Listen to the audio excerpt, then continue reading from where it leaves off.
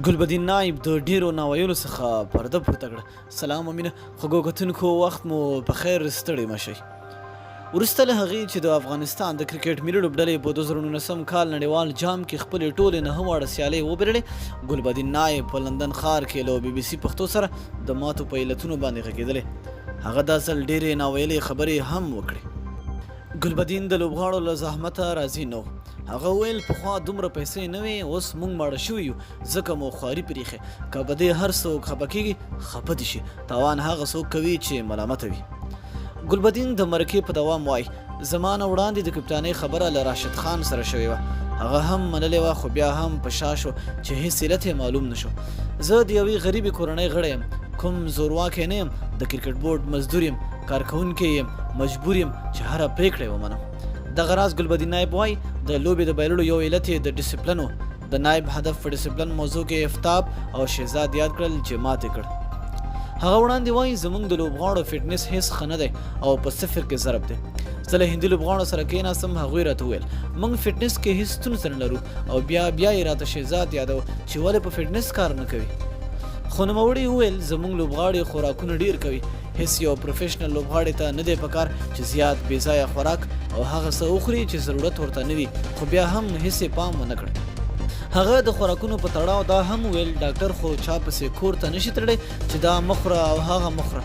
زموږ ډیر لوبغاړي فټنس ته پاملرنه نه کوي. ښه بیلګه یې شهزاد دی. ګلبدین نایب د پاکستان سره په لوبه هم خبرې وکړې او هغه وویل که ما د پاکستان خلاف خپل اور په شینواري کړی وی، همدا خلکو ماته ګوته نیوله چې خپله دې ولې اور نه کوه، نو دا پکې راته حتمي. نایب د راشد کارکردګۍ ته هم یو نظر واچو. هغه وویل په ټوله کې د نړیوال جام سیالیو په دوام راشد خان تر فشار لاندې و، ځکه ښه ونه ځلېد. نوموړی وایي په نړیوال جام کې له خپلې لوبې راضي یم، د ټیم لپاره په هر حالاتو کې لوبېدلی یم او نور یې هم ښه کوم.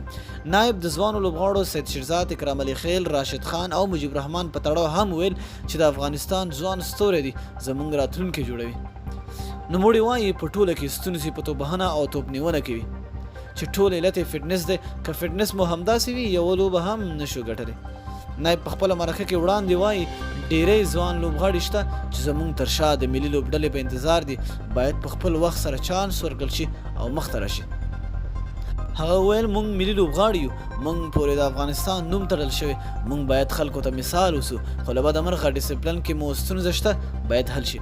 هغه په وروستیو کې د زړه له درده وویل زه د یوې غریبې کورنۍ غړی یم، که کرکټ بورډ د سبا ماته د لوبډل مشرې پرېښودلو ووایي پرېږدم یې، ځکه د بورډ پرېکړې ته احترام لرم.